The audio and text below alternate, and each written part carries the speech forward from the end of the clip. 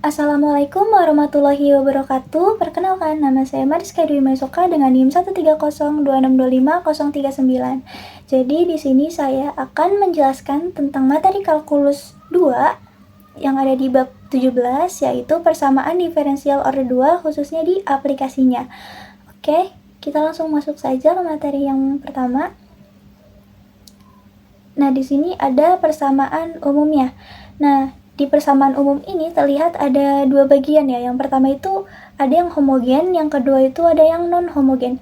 Jadi apa sih perbedaan yang homogen dan non homogen? Kalau dilihat sekilas kelihatannya sama ya, tapi perbedaannya itu ternyata ada di hasilnya.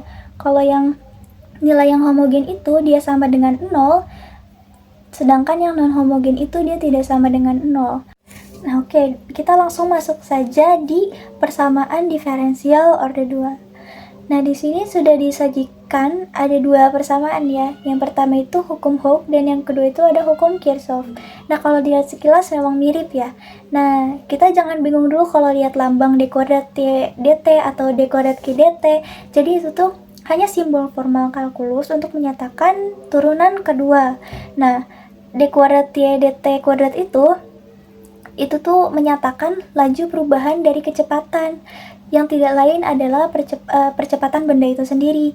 Begitu juga dengan yang dq dt ya. Nah, itu tuh melambangkan turunan pertama dari muatan yang menghasilkan kuat arus listrik atau I. Nah, jadi yang konstanta di depan turunan kedua ini, yang M dan L itu tuh melambangkan sifat kelembaban sistem. Sedangkan yang konstanta yang di belakangnya, yaitu di depan turunan pertama ya, itu delta dan R, itu tuh melambangkan faktor hambatan atau redaman. Nah, terakhir itu ada konstanta yang paling belakang, itu tuh ada di depan fungsi dasar, ada K dan 1/C, yang melambangkan sifat pemulih atau penampung sistem. Oke, biar makin jelas dan biar makin paham, kita beda soal latihannya dulu satu persatu. Kita pakai penurunan rumus asli dari materi ini, dari buku. Oke, di sini kita bahas soal yang saya ambil dari buku. Ini ada di exercise 17.3 yang nomor 6. Nah, di sini soalnya, sebuah induktor 2 Henry dihubungkan seri dengan resistor 12 ohm, kapasitor 1/16 farad, dan sumber tegangan 300 volt. Jika pada kondisi awal muatan pada kapasitor dan arus listrik adalah 0, tentukan fungsi muatan kita.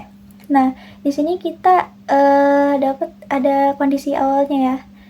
Nah, kita kerjakan, kita highlight dulu informasi yang kita dapat. Nah, yang pertama yang kita dapetin itu ada nilai induktansi atau L, yaitu 2 Henry, kemudian ada hambatan atau R itu 12 ohm, ada nilai kapasitansi juga atau C-nya itu 1/16 farad, dan tegangan atau ET itu tuh 300 volt. Nah, kita kan tadi dapat kondisi awal ya, jadi muatan saat mula-mula atau T sama dengan 0 adalah Q0 sama dengan 0. Nah, karena arus listrik I ini sama dengan dq dt, nilainya juga 0, maka bisa kita tulis turunan pertamanya saat 0 adalah dq dt 0 sama dengan 0 gitu. Nah, kita tulis dulu persamaan Kirchhoff-nya ya, yang tadi sudah dipaparkan. Nih, L d kuadrat Q dt kuadrat plus R dq dt plus 1/C Q sama dengan ET. Nah, di sini tinggal kita masukin aja yang tadi informasi yang udah kita dapet di soal ya.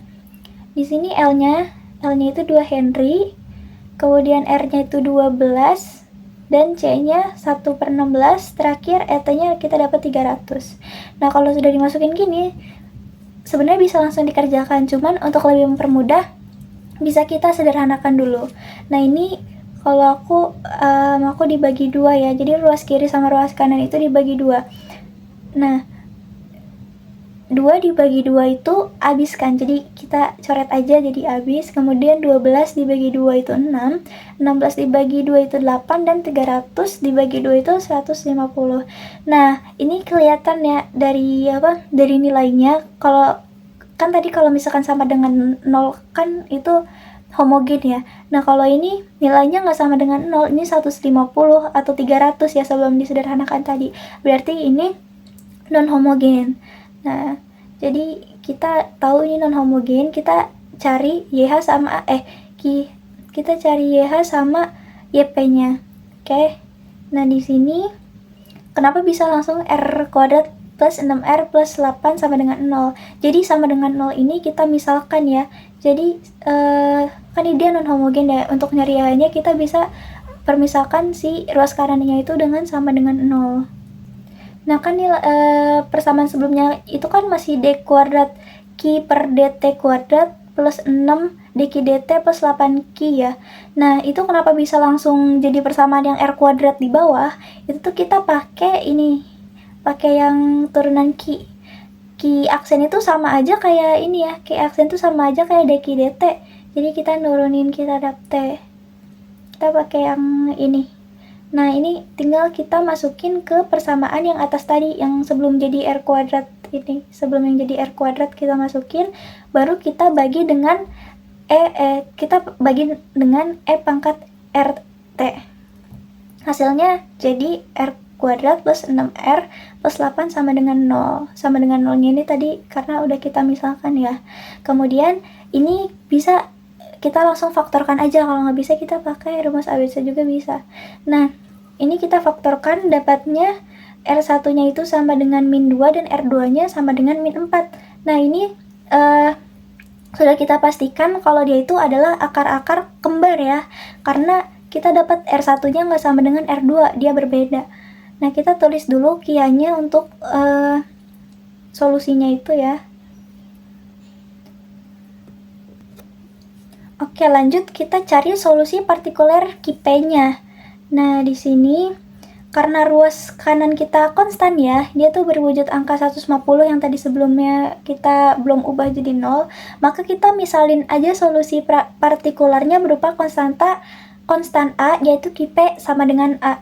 Jadi, suatu konstanta diturunkan terhadap waktu, hasilnya pasti 0 kan. Jadi, samanya seperti ini teman-teman. Oke, ini langsung kita masukin aja ke solusi awalnya ya. Jadi, dia karena dimisalkan sebagai 0, kita tinggal masukin jadinya di sini 0 pangkat 2 kan 0 ya, jadi kita masukin aja 0, kemudian plus 6 dikali 0 plus 8A sama dengan 150. Nah ini kita tinggal coret aja yang 0 sama 6 kali 0 kan 0, ini kita coret aja, jadi hasilnya 8A sama dengan 150. Di sini kita mau nyari nilai A-nya, jadi 150 dibagi 8, hasilnya 18,75. Nah, kita udah dapet nih QPT-nya itu sama dengan 18,75. Nah, oke, kemudian kita tulis ulang aja persamaan solusi totalnya tadi ya, yaitu Q sama dengan QH plus QP. Nah, di sini kita tulis persamaannya ya, solusinya. Tadi kan QP-nya udah dapet ya, itu tinggal kita tulis aja jadi 18,75.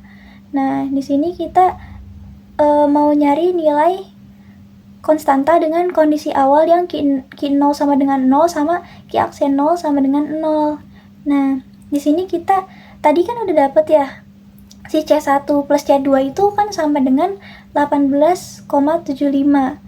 Nah, ini kita mau nyari si C1 sama C2-nya. Jadi, caranya kita pakai yang Q aksen 0 sama dengan 0. Kita mau masukin yang ini. Nah, jadi kita tinggal substitusiin aja persamaan 2 ke dalam persamaan 1. Nah, di sini berarti min 2C1 min 4C2 sama dengan 0. Berarti kita bisa dapat C1-nya itu min 2C2. Berarti di sini min 2C2 plus C2 sama dengan min 18,75. Jadi min C2 sama dengan min 18,75. Nah, ini bisa sama-sama kali sama minus ya. Kalau sama-sama dikali sama minus, ruas kanan sama ruas kiri, jadinya dia positif. Nah, sekarang kita cari C1-nya. C1-nya itu kita masukin ke persamaannya ya. Jadi C1 berarti sama dengan min 2 dikali 18,75. Hasilnya min 37,5. Nah, udah kita dapat solusi akhirnya min 37,5 E pangkat min 2T plus 18,75 E pangkat min 4T plus 18,75. Oke, kita lanjut ke pembahasan soal kedua. Ini dari exercise 17.3 nomor 2. Soalnya itu, sebuah beban seberat 36 Newton meregangkan pegas sejauh 1,2 meter. Sistem massa pegas ini berada dalam medium yang memberikan gaya redaman sebesar 20 kali kecepatan sesaatnya. Jika beban dilepaskan dari posisi 0,6 meter di atas titik kesetimbangan dengan kecepatan awal ke bawah sebesar 0,9 meter per second, tentukan posisi gerak atau YT-nya. Nah, di sini kita menggunakan G-nya itu sama dengan 10 meter per second kuadrat ya. Nah, oke, kita langsung kerjakan. Kita highlight dulu informasi yang kita dapat dari soal tadi. Yang pertama itu kita dapat berat objek atau usahanya ya, W-nya. Itu kita dapat 36 Newton. Kemudian ada regangan statis atau S-nya. Itu kita dapat 1,2 meter. Dan konstanta peredam itu kita dapat 20. Dan posisi awal Y0-nya itu ini tuh arah gerakan ke bawah didefinisikan bertanda positif ya teman-teman.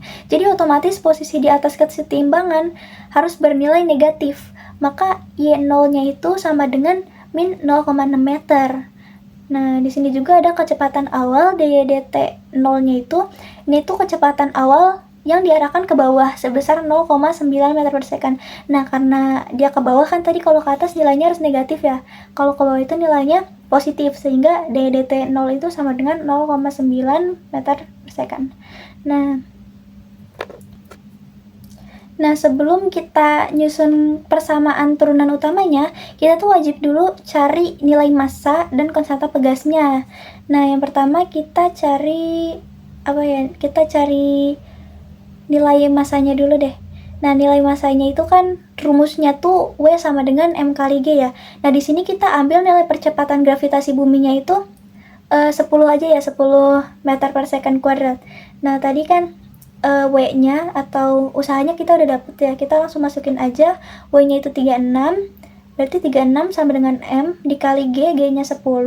Berarti M itu sama dengan 36 dibagi 10. Hasilnya 3,6 kilogram. Berarti kita dapat di sini informasi baru, M-nya itu 3,6 kilogram. Nah, selanjutnya kita cari nilai kekakuan konstanta pegas atau K-nya. Kita ini menggunakan hubungan kesetimbangan Hooke. Rumusnya itu W sama dengan KS. Nah, W-nya kan tadi kita udah dapat ya 36 dari soal. Berarti di sini jadinya 36 sama dengan K yang kita akan cari dikali dengan S. Tadi S-nya juga kita udah dapat dari soal, itu tuh 1,2. Nah, jadi kan kita mau nyari K-nya ya. Berarti K sama dengan 36 dibagi 1,2, hasilnya itu 30 Newton per meter. Nah, karena komponen nilai parameter fisiknya udah lengkap terkumpul, jadi sekarang kita susun aja ke dalam format bentuk persamaan diferensial turunan aslinya, sesuai petunjuk dari teori yang sebelumnya ya. Nah, kita masukin aja, karena dia pegas, kita pakainya yang M, bukan pakai yang L. Pakai yang M. Nah, ini tinggal kita masukin aja yang sudah kita dapatkan ya, yang informasi yang udah kita dapat. M-nya itu tadi 3,6. Ya, 3,6. Kemudian konstantanya itu 20. Dan K-nya itu kita dapat tadi 30. Dan ini dia sama dengan 0 ya. Berarti kita tahu dari sini kalau misalkan dia itu homogen. Nah, di sini karena ada nilai koma ya. Jadi kalau misalkan nanti dikerjakan, diselesaikan mungkin agak rumit. Jadi sebelum itu kita bisa menyederhanakannya dulu. Jadi ini sama-sama dikalikan dengan 5. Jadi kedua ruasnya kita kalikan dengan 5. Nah, di sini jadi si 3,6 yang tadi angkanya desimal berubah jadi 18. Jadi 3,6 dikali 5 kan 18. Kemudian 20 dikali 5 100 dan 30 dikali 5 150. Nah, waktu kita kalikan ternyata nilainya masih terlalu besar. Jadi bisa aja kita bagi lagi kedua ruasnya. Nah, di sini saya bagi dengan 2. Ruas kiri dan ruas kanan harus dibagi ya. Jadi kalau misalkan dibagi dengan 2, jadi tadi 18 dibagi 2 itu 9. 100 dibagi 2 itu 50, dan 150 dibagi 2 itu 75. Oke. Nah, di sini langsung ditulis 9R kuadrat tambah 50R plus 75 sama dengan 0. Ini tuh didapat dari yang tadi, yang permisalan yang di nomor sebelumnya, yang turunan dari Ki ya. Jadi Ki sama dengan E pangkat RT itu. Jadi kita masukkan ke yang turunan ini, kita dapat hasilnya, dan hasilnya itu dibagi dengan E pangkat RT. Nah, nanti kita dapat hasilnya jadi 9R kuadrat tambah 50R plus 75 sama dengan 0.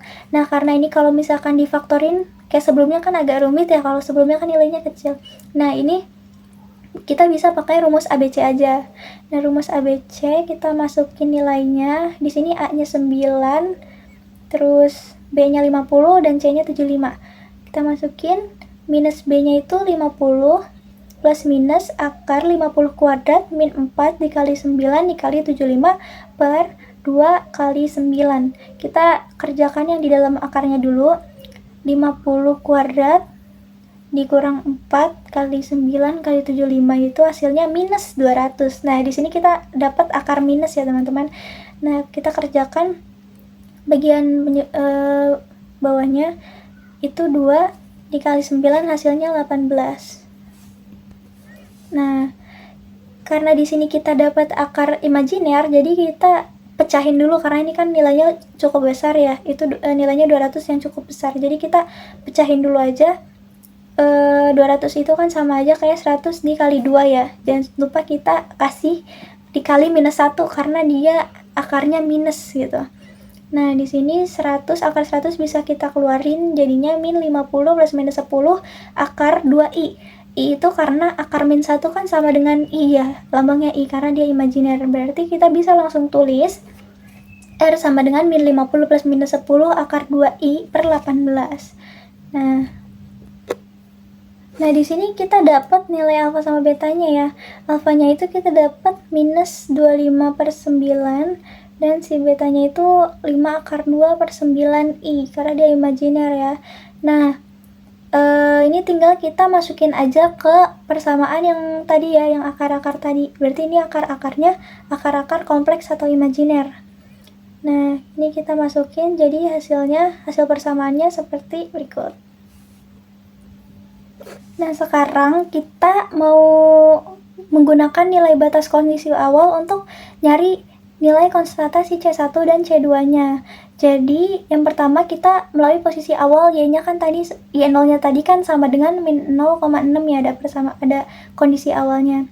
Nah, karena nilai cos 0 itu sama dengan 1 dan sin 0 sama dengan 0, kita langsung bisa temukan nilai konstannya si C1 itu sama dengan min 0,6 ya. Atau dalam pecahan biasa itu nilainya minus 3 per 5. Nah, kemudian selanjutnya kita melalui kecepatan awal atau DEDT 0 sama dengan 0,9. Nah, dengan menurunkan fungsi perkalian UV, ini pakai UV ya. Jadi, kita dapat hubungan konstan, yaitu yang seperti ini, teman-teman. Itu AC1 tambah beta C2 sama dengan DEDT 0. Jadi kita langsung masukin aja angka-angka pecahan kita tadi ke persamaan yang sebelumnya.